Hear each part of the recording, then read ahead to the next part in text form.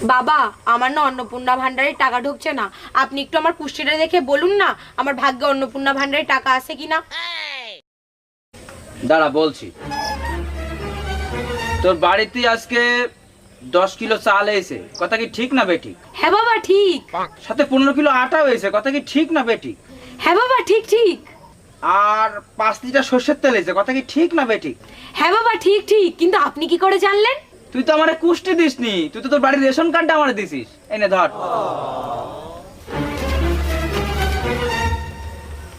বাবা আমরা তো সবাই রেশন কার্ড নিয়ে এসেছি। আসলে বাবা অন্নপূর্ণা ভান্ডারের ফর্ম ফিল আপ চলছে তো, সেজন্য ভুল করে এটা নিয়ে এসেছি।